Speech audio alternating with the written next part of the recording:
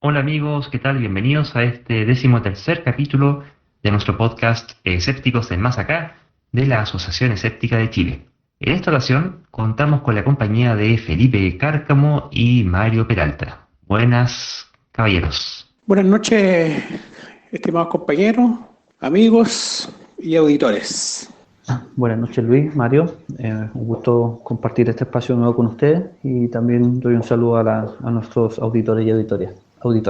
Bueno, como siempre, esta semana no ha estado exenta de abundante material noticioso. Salió una entrevista muy interesante respecto de un científico que habría sido el epidemiólogo, Michael Baker, que es el asesor científico del gobierno de Nueva Zelanda, que explica en esta entrevista por qué y cómo fue que ellos propiciaron utilizar la estrategia de eliminación del virus en vez de la estrategia de aplanamiento de la curva. ¿Qué les pareció la diferencia a propósito de los sorprendentemente buenos números que han tenido en Nueva Zelanda? Bueno, en la entrevista está claro que este señor que es un equipo en realidad, él es como el jefe del equipo. Ocuparon básicamente tres herramientas, ¿ah? Que fue el tema de la gestión de fronteras, o sea, hay que decir a favor de ellos que son una isla y que bastante fácil es cerrar las fronteras, digamos. A pesar de que aquí a Chile igual la infección llegó por vía aérea, o sea, la gente que llegó de vacaciones en ese momento. Ese fue el primer punto que se abordó. El segundo punto que abordaron fueron el tema de pruebas y rastreo de contactos, que aquí también eso ha sido casi imposible. Y por último, el tercer punto que fue el debilitar, interrumpir la transmisión en la población. Y ahí se usó el tema del confinamiento intensivo, fueron como bastantes semanas, ¿no? Con la idea de frenar el virus. Hay que recordar de que abrieron la frontera y lo primero que pasó es que llegaron dos turistas, me parece, británicas, que venían infectadas, así que inmediatamente aislación. A mí también me parece bastante interesante las palabras de este científico y sobre todo porque desde que comenzó toda esta pandemia, ¿ya? Y cuando digo comenzó me refiero incluso antes de que la OMS lo declarara como tal, todo el mundo estaba hablando acerca de aplanar la curva, es decir, asumiendo que el contagio iba a ocurrir, que iba a ser masivo y que lo que cabía era dilatarlo o distribuirlo en el tiempo para que el sistema de salud no colapsara. Entonces, ese fue el enfoque predominante a nivel mundial. Entonces, estas palabras son interesantes, primero porque plantea un enfoque diferente y sobre todo interesante teniendo en cuenta el resultado al que llegaron. En Nueva Zelanda ese enfoque fue bastante exitoso. Y hoy se visualiza como casi el mejor ejemplo de gestión de la crisis sanitaria. De todas formas, igual cabe ver qué tan viable es realizar eso en distintos lugares del mundo y para eso hay que tener varias consideraciones. Por ejemplo, Nueva Zelanda es un país con una población que no supera los 5 millones de personas, o si lo supera por muy poco, porque al menos la última cifra eran casi 4.8 millones de personas aproximadamente, un país pequeño. Lo otro es un país que tiene cierta institucionalidad bien consolidada, institucionalidad democrática, y han surgido a lo largo del tiempo de la historia reciente varias noticias acerca de cómo es la sociedad y la gestión política en Nueva Zelanda.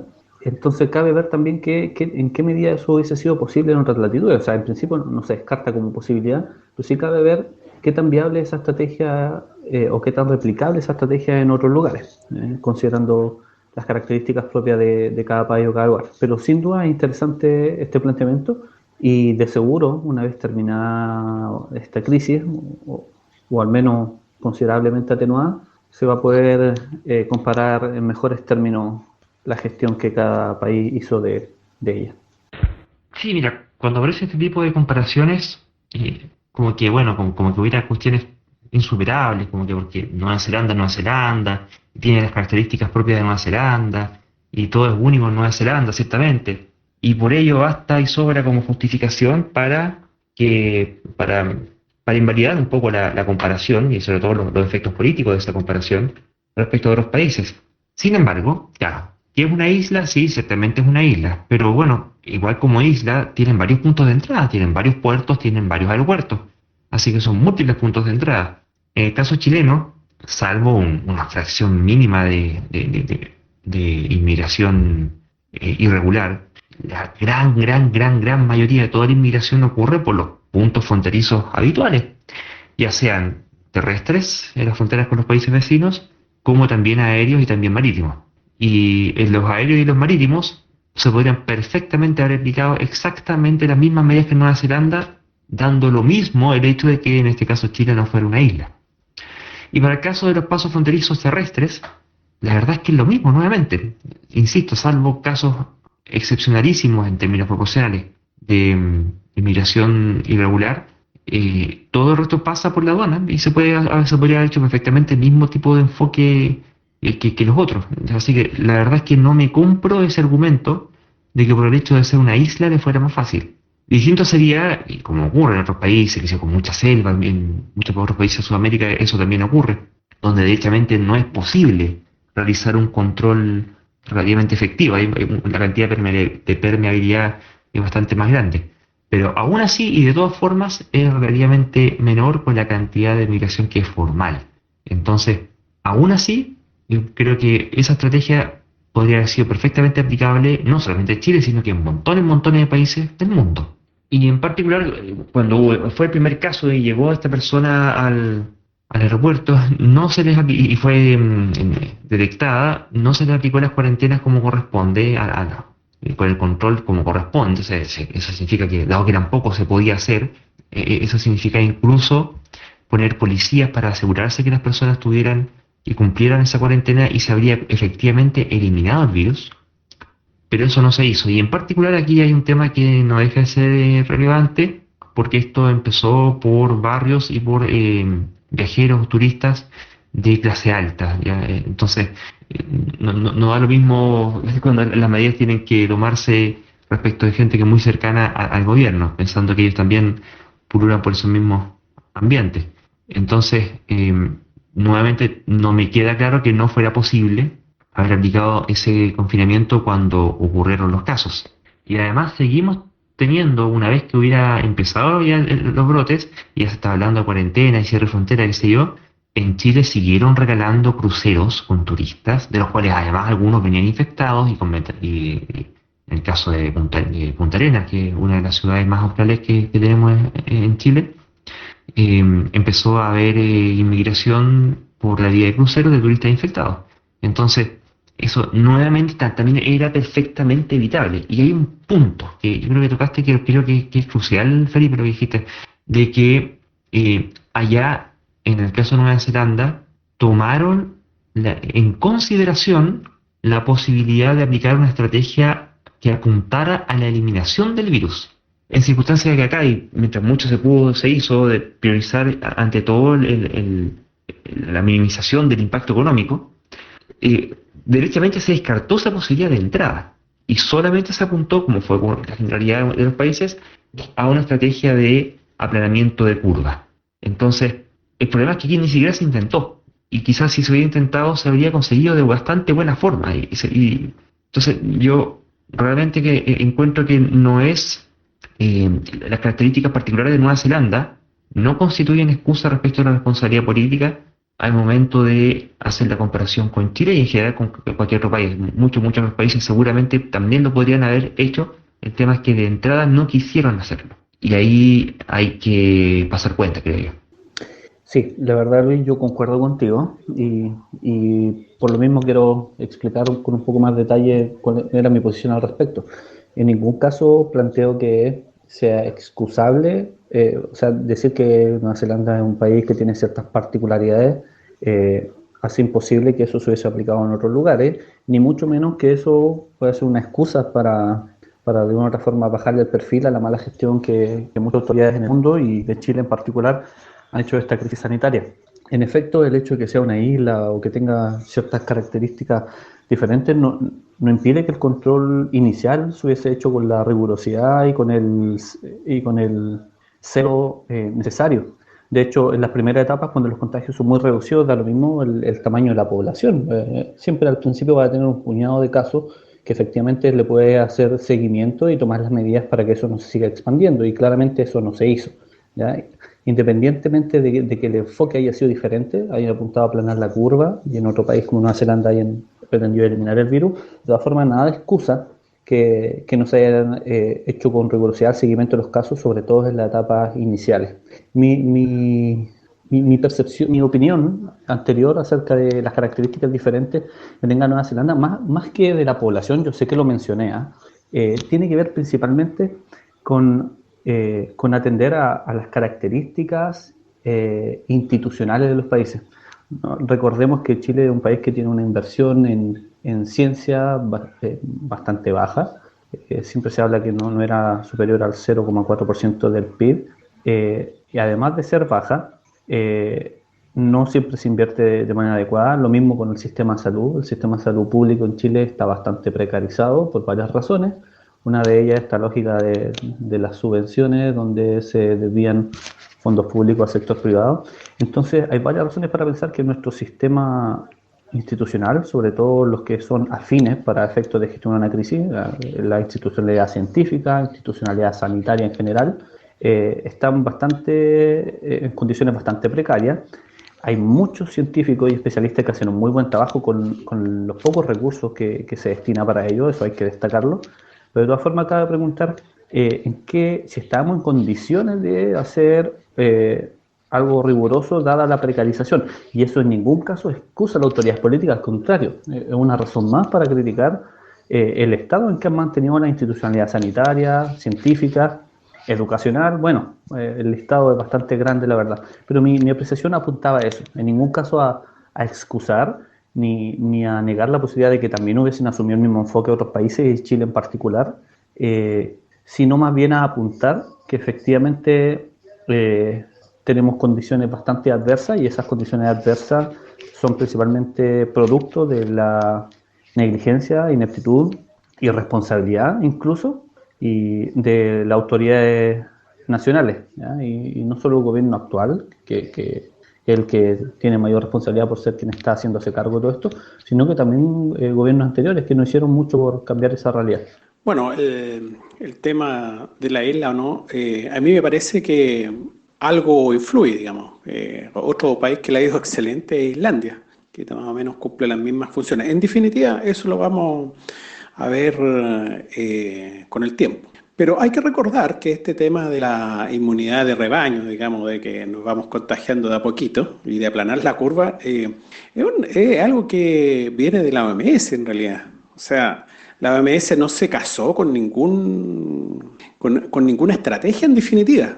Y eso es lo que encuentro más grave. Ahora, indudablemente, aquí se cometieron errores garrafales, tanto que han tenido que cambiar el ministro, y este ministro lo único que ha estado es prácticamente dando excusas y corrigiendo o tratando de corregir lo que se hizo muy mal.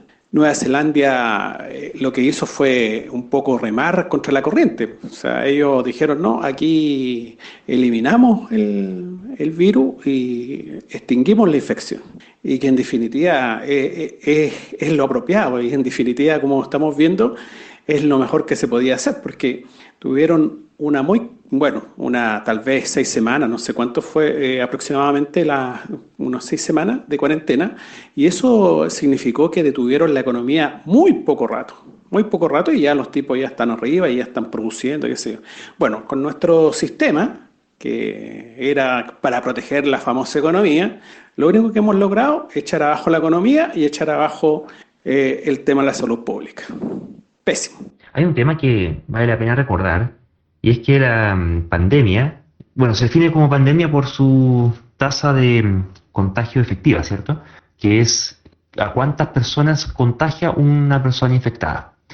Cuando una persona infectada contagia en promedio a menos de una persona, eso es la definición de estos brotes que son, no son endógenos, tiene otra palabra. Tampoco es endogámico, pero cuando son acotados localmente. Los brotes epidémicos son cuando la tasa de contagio es 1. Y las pandemias es cuando la tasa de contagio es mayor que 1, que es el caso del SARS-CoV-2. Y esa tasa de crecimiento va haciendo que el comportamiento o la distribución de la cantidad de infectados es exponencial. Las exponenciales, no sé si lo conversamos en algún capítulo anterior, tienen la característica de que primero crecen, ¿cierto? Pero no crecen linealmente, o sea, no crecen a tasa constante, sino que crecen en proporción a lo que ya se ha crecido, al total acumulado. Es decir, van creciendo cada vez más. Y la tasa de crecimiento, a su vez, sigue siendo exponencial. Las derivadas de las exponenciales siguen siendo exponenciales. Así que, por nuestra general falta de capacidad intuitiva de predecir el futuro a escalas más allá de los 15 minutos, que padecemos generalizadamente los mamíferos, salvo que se haga análisis ya más sesudos matemáticos, en general como que no hay mucha conciencia de qué es lo que significa un crecimiento exponencial, un fenómeno exponencial. Estamos muy acostumbrados a fenómenos que son lineales. Y contra fenómenos lineales tomamos medidas que son lineales y mitigamos los efectos lineales con contramedidas lineales. Y si lo hacemos bien y sumamos suficientes efectos lineales en contra de lo que queremos combatir, le ganamos. Con las exponenciales ocurre que cuando están recién partiendo, tienen un comportamiento muy aproximadamente lineal, lo cual es maravilloso porque eso permite tomar estas medidas lineales que normalmente podemos tomar y que son relativamente baratas, y con esas medidas lineales podemos matar a esta exponencial incipiente que al comienzo se comporta como lineal, aproximadamente. Pero ya pasado cierto umbral, por más medidas lineales que le pongamos, la exponencial siempre gana y no hay vuelta. Sí, umbral que, bueno, en el caso de Chile ya hace rato pareciera que ya definitivamente pasamos, y no queda sino empezar a aplicar medidas también exponenciales para poder contrarrestar esta exponencial. Y ahí es donde aparecen estas medidas tipo cuarentena.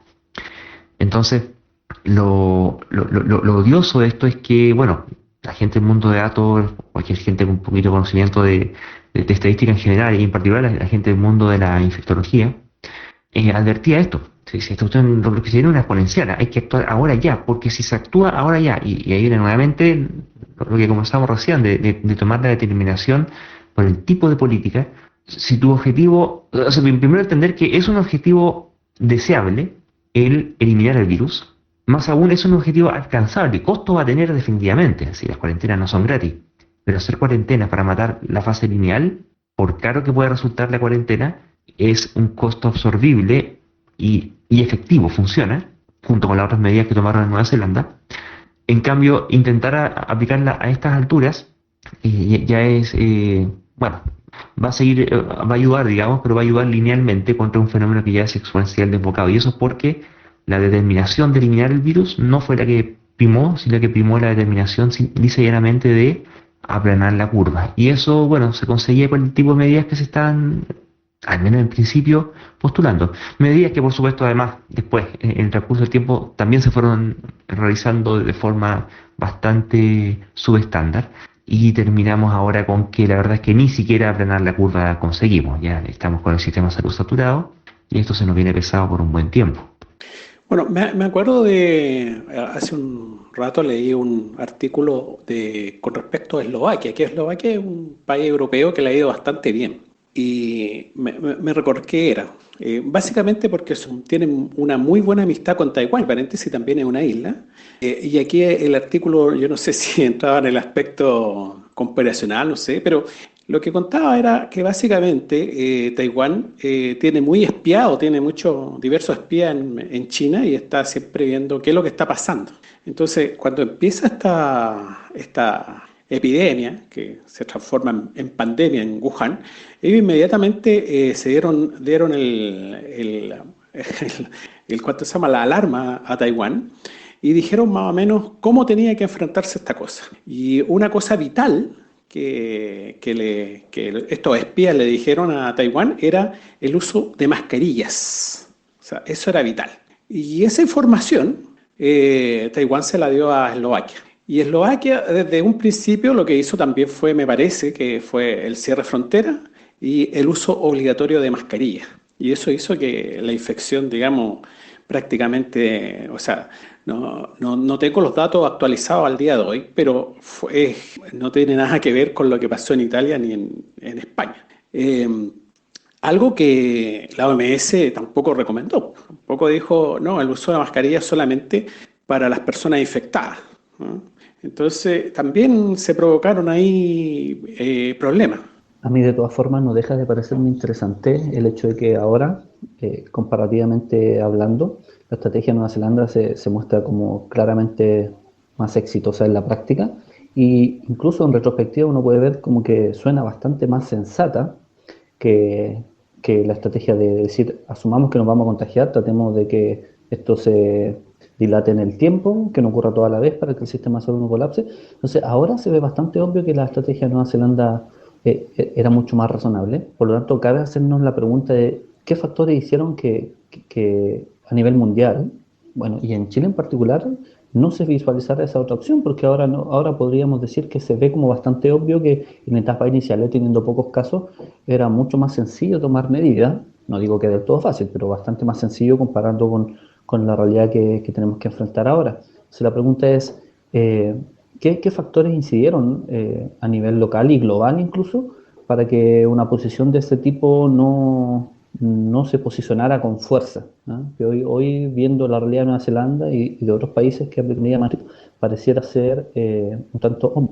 Bueno, yo creo que son los mensajes confusos que dio la OMS, dando carta libre, digamos, de que cada país hiciera lo que pudiera, sálvese quien pueda, y cada país hizo lo que pudo, y no, digamos, tomando en el caso nuestro y en el caso en general de Latinoamérica, pésimas decisiones. De hecho, Brasil ni siquiera ha tomado prácticamente medidas.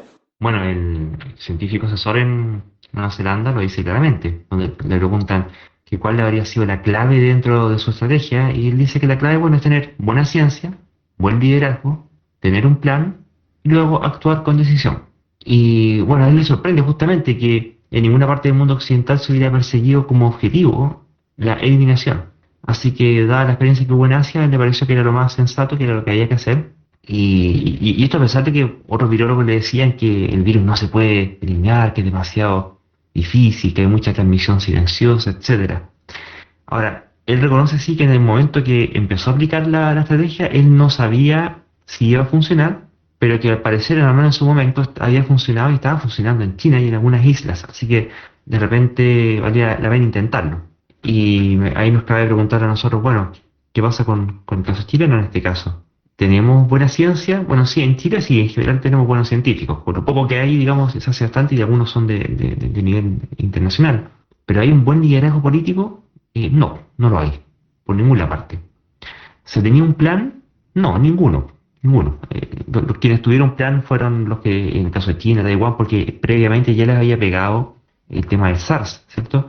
Pero acá no, ninguno, así nomás.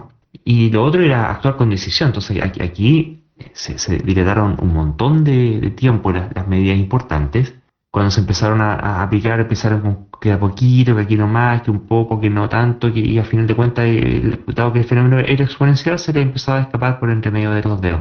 Así que teníamos la receta para el fracaso, lamentablemente. Y a pesar de todo, teniendo científicos que dieron la cara, que cacarearon harto, metieron bulla, hicieron harto ruido, contactaron todo tipo de autoridades, utilizaron todos los medios disponibles, cartas al director, Twitter, redes sociales en general, medios de transparencia contra los ministerios, y finalmente ninguno de ellos fue oído de forma seria. Así que nos pasó la cuenta de que finalmente no se gobernó con la ciencia de la mano. En efecto, a mí me gustaría insistir precisamente en ese punto. Aquí en Chile hay científicos de talla mundial en diversas áreas, se hace muy buena ciencia, e incluso se sabe, incluso en otros lugares del mundo, que en Chile se hace bastante buena ciencia, sobre todo en alguna área en específico, con bastante pocos recursos, lo que incluso termina siendo sorprendente muchas veces. Sin embargo, uno de los problemas que queda en evidencia en esto es precisamente el hecho de que las decisiones políticas, cargos representantes políticos, son prácticamente impermeables a evidencia científica. Y eso ha quedado particularmente manifiesto con una entrevista que concedió el ministro de Ciencia, Kub, a propósito de la salida de Mañalich, donde recién luego de la salida de Mañalich del Ministerio de Salud, siendo reemplazado por París, doctor París, como ministro, como en una entrevista señaló que efectivamente hubo diferencias con Mañalich y él dijo explícitamente que él como ministro de Ciencia trató de hacer lo mejor posible, de posicionar visiones que consideraran la evidencia disponible, pero que hubo diferencias, lo dice de forma bastante eufemística, pero finalmente dando a entender de que no hubo mucho oído a esas recomendaciones. Bueno, lo que de una u otra forma muestra que la decisión política en todo momento se desentendió de las recomendaciones emanadas desde organismos especializados, porque al parecer no concordaba con sus ecos, no concordaba con los ecos que tenían, y en particular con el sesgo de confirmación, de no querer aceptar aquello que de una forma consideras como perjudicial para tu posición, tus ideas, o aquello que te podría dejar mal parado ante la comunidad, un sesgo de autoservicio también. Entonces, ese es un problema tremendo, teniendo científicos de calidad que podrían haber ayudado a hacer una gestión mucho mejor de toda esta crisis, y que incluso hasta el día de hoy siguen estando dispuestos a hacerlo y haciendo un trabajo para mostrar a las autoridades lo desencaminadas que están siendo sus estrategias. Aún así todavía no permea en la clase política lo suficiente para efectivamente reconocer los errores y enmendar el rumbo. Entonces es un problema bastante serio que ha quedado muy de manifiesto con esta crisis sanitaria. Bueno, y en ese mismo sentido está la advertencia que da el doctor Anthony Fauci, que vendría a ser algo así como el experto de mayor pedigrí estadounidense respecto de enfermedades infecciosas, y que es director del Instituto Nacional de Alergias y Enfermedades Infecciosas en Estados Unidos, del Departamento de Salud, lo que vendría a ser algo así como el Ministerio de Salud en países como el nuestro, y que advierte sobre cómo ha proliferado una cultura anticientífica en general, que se nota en la población, pero también se nota, y finalmente, dado que los gobernantes salen de la población, cómo esa tendencia y ese sesgo anticientífico se proyecta hacia la esfera política, hacia los tomadores de decisiones, hacia los gobernantes, y que, bueno, dentro de todos los líos que han tenido en estos últimos años con Trump en temas ecológicos, en temas sanitarios, en fin, ahora en particular les revienta con lo que vendría a ser la posibilidad que podrían haber tenido de combatir el coronavirus de forma oportuna, y que en realidad hoy día los tiene contra las cuerdas. No olvidemos que el mismo Trump comentaba, después anduvo un poco diciendo, pero sus palabras claramente iban orientadas a sugerir terapias absurdas como hacerse cuestiones con cloro o hacerse inyecciones de luz ultravioleta y esas cosas que se le ocurren a él. Bueno, pero Estados Unidos ya nos tiene casi acostumbrados a todo este tipo de cosas. Ellos son los principales, bueno, junto con otros países de Oriente, son los principales creadores de religiones y cosas por el estilo, ¿no es cierto? El fenómeno ovni, todo viene de ese tipo de creencias extrañas, vienen de allá. Y se conjuga con varias cosas. Una es la pésima educación normal, pública, digamos, que la televisión que no entrega, o sea, bueno, gran parte de la televisión no entrega un buen material, etcétera. Entonces, claro, pasa esto. De hecho, eso es lo que en algún capítulo anterior estuvimos hablando, era de lo que nos advertía Carl Sagan, ¿no es cierto?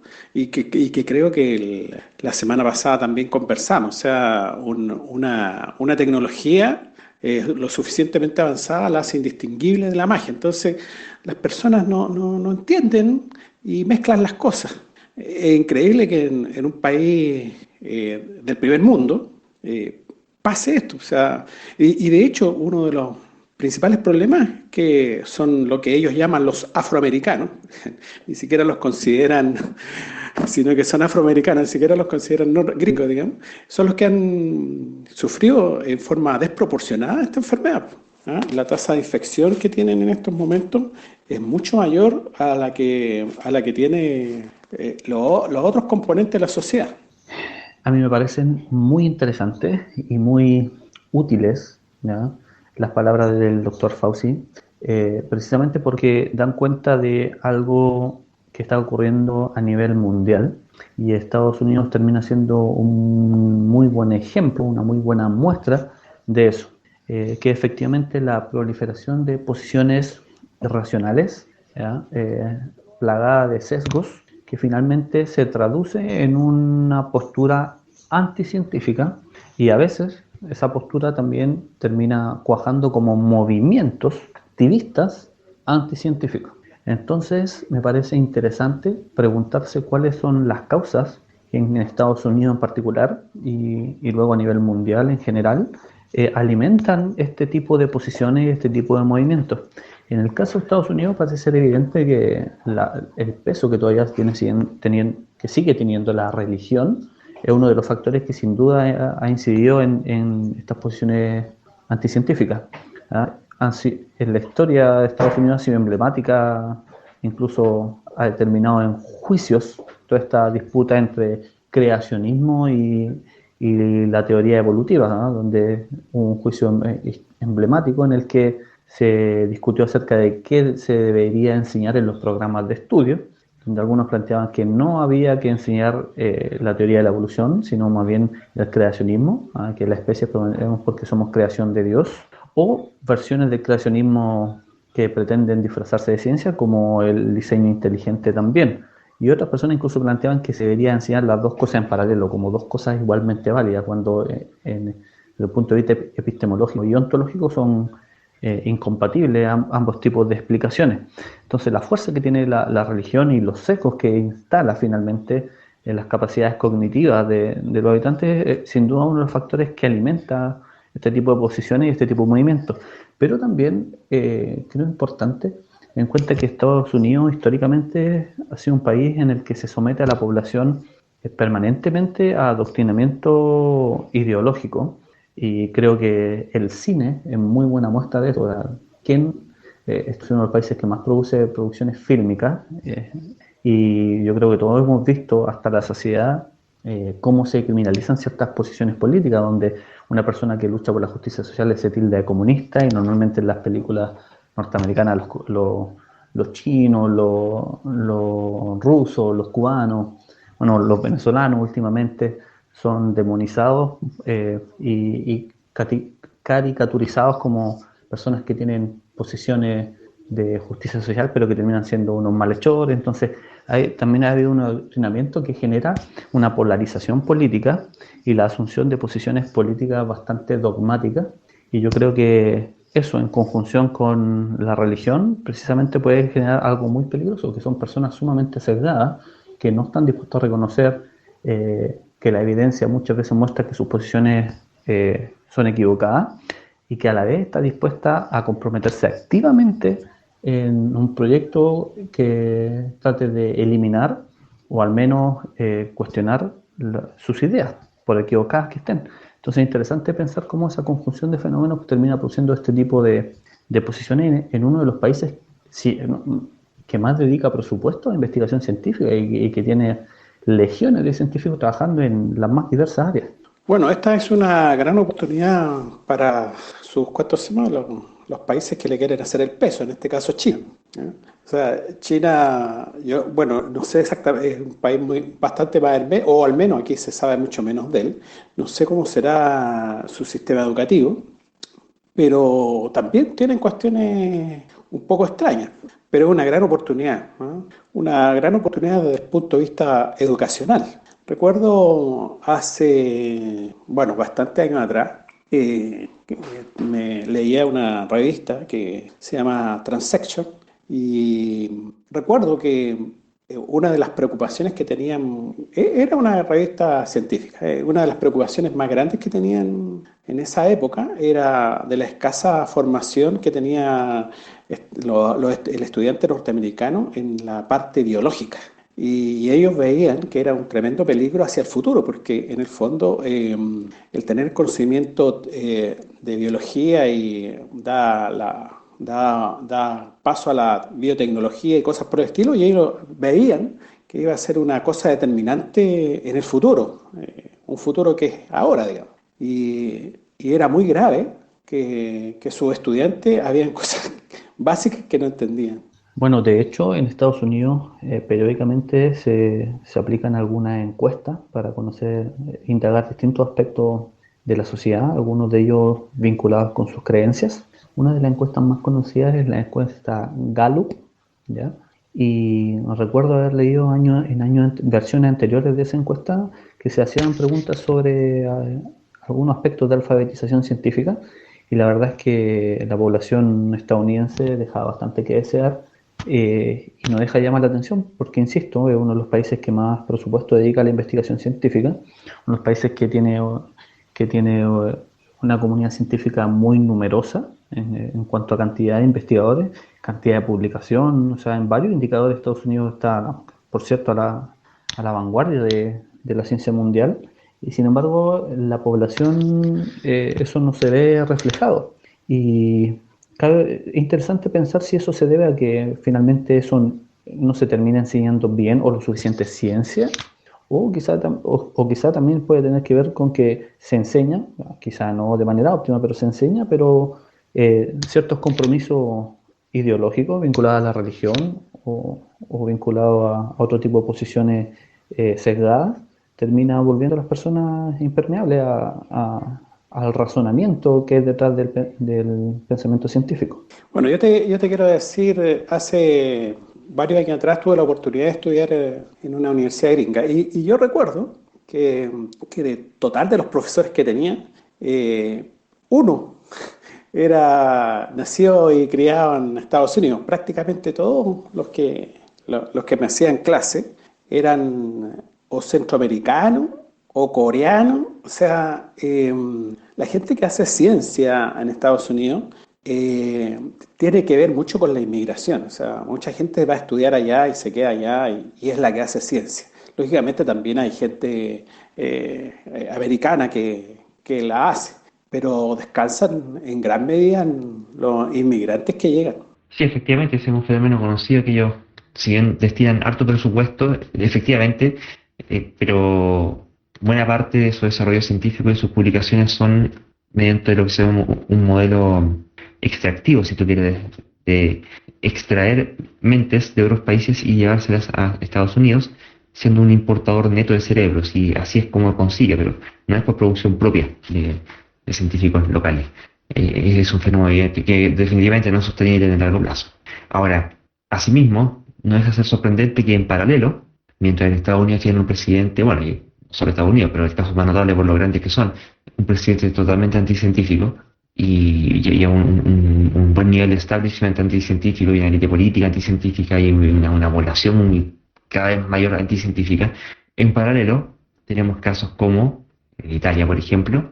Los médicos allá han estado teniendo resultados al parecer prometedores con la dexametasona, que es un esteroide antiinflamatorio que tendría el efecto, bueno, esto respecto al coronavirus, ¿cierto? De que al ser antiinflamatorio podría prevenir esta explosión de citoquinas que provoca el coronavirus, ¿cierto? Que provoca, hace que nuestro propio sistema inmunológico nos ataque a nosotros mismos. Y también en el caso de Israel, el Instituto de Israel para Investigación de la Biotecnología, están ya teniendo resultados prometedores de una vacuna contra coronavirus en roedores de momento. Y habría que ver cómo eso prosigue. Me hace recordar el caso, yo no sé en qué está quedando esa cuestión acá en Chile. Acá tenemos el ANTA, ¿cierto? Que también es un virus que se transmite por el ratón de cola larga, habitualmente en localidades más hacia el sur de Chile, y que también tiene una similitud con el coronavirus respecto de que es la reacción del cuerpo, la reacción inflamatoria del cuerpo que se produce de forma exagerada. Hay una sobrereacción inflamatoria del cuerpo que es lo que finalmente termina matando a la persona más que el virus mismo. Y hubo una muchacha acá que decía haber conseguido elaborar una vacuna contra ese virus, el virus ANTA, y que estuvo y ha estado pidiéndole por largo tiempo presupuesto al Ministerio de Salud para que ayude en su elaboración y financiamiento, hasta el momento sin resultado exitoso. Y quizás vendría siendo una muestra más de la falta de perspectiva, ya no me queda claro que sea no intencionada, respecto de lo que se pudiera dirigir como país respecto de la salud y la ciencia en general. En relación a la última referencia que entregaste, el caso de una investigadora que lidera un grupo de investigación en Chile, que elaboró una vacuna para el virus ANTA.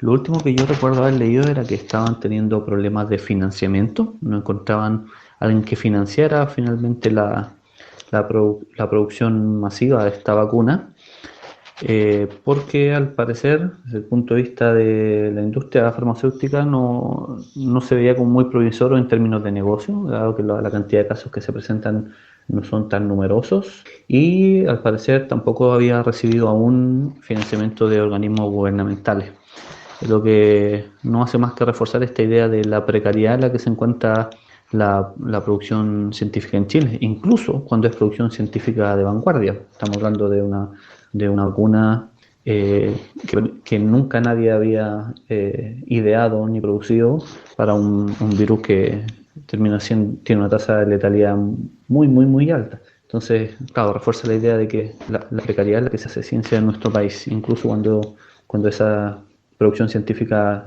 es sumamente meritoria.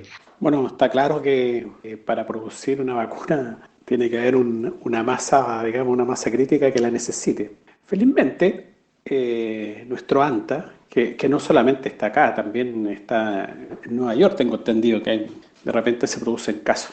Felizmente todavía no es todavía es una enfermedad que se transmite de fecas de ratón a humanos y no entre humanos. Si es que en algún momento llegase a haber infección entre humanos, la cosa sí sería muy, muy, muy compleja. Y es verdad, o sea, los casos que tenemos en el año, que son principalmente en verano, deben ser, no sé, 10 en el año. De hecho, salen en las noticias. Bueno, esas cosas se toman en cuenta cuando se quiere producir algo. En relación a estos avances prometedores que han ocurrido en distintos lugares del mundo, en el caso de Italia con la dexametasona, en el caso de Israel con una posible vacuna probada en roedores que podría ser eventualmente exitosa para el tratamiento de personas con COVID. Claro, es importante señalar que el proceso de investigación científica, en este caso de producción de tecnología, porque finalmente las vacunas son tecnología que es producida gracias a conocimiento logrado en ciencia básica, hay que ser sumamente cuidadosos, se valoran esos avances, por cierto, pero una de las cosas que a la gente le ha costado entender en este proceso y a lo largo de esta pandemia es que efectivamente la investigación científica y la producción tecnológica que se deriva de esa producción científica es algo que requiere tiempo y que no es algo que ocurra en lo inmediato. O sea, saber si la dexametasona efectivamente sirve en los niveles suficientes para tratar a la gente, algo que toma tiempo, debe hacerse estudios, ser publicados, ser comentados por las comunidades expertas correspondientes,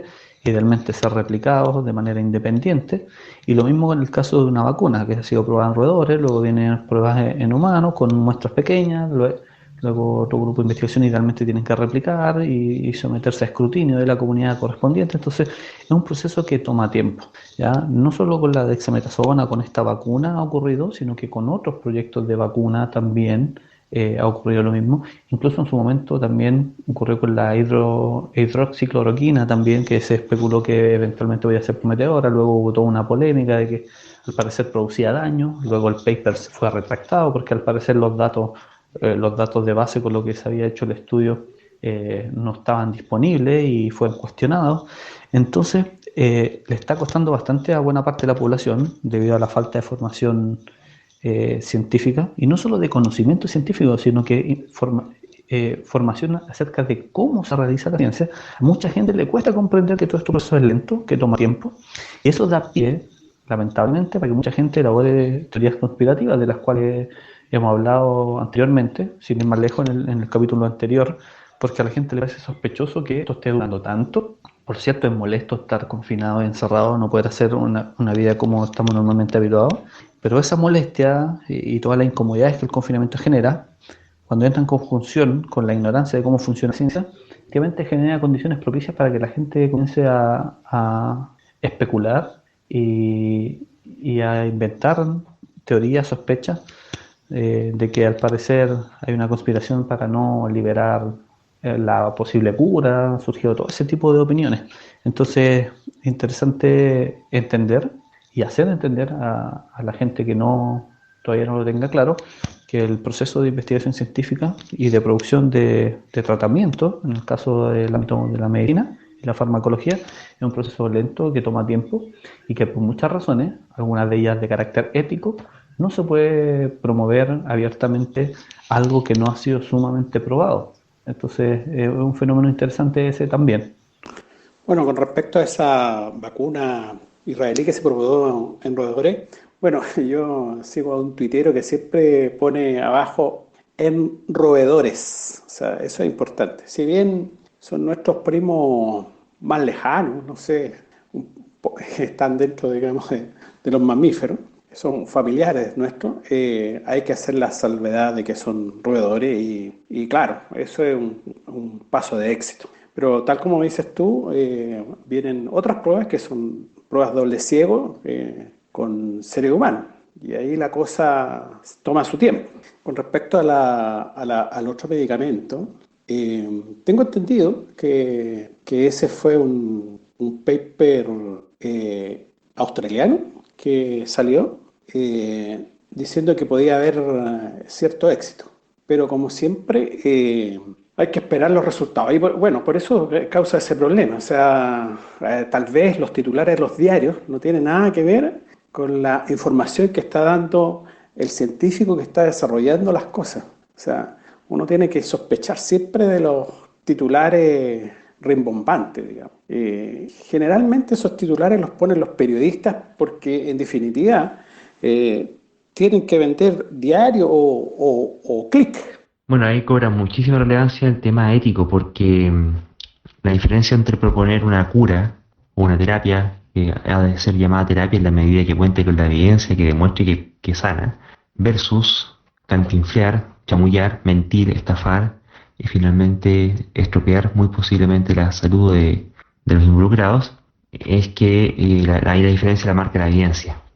Y es esa evidencia lo que hace cambiar el nombre de un procedimiento que puede llamarse de cualquier forma a un procedimiento que ha de ser llamado genuinamente terapia.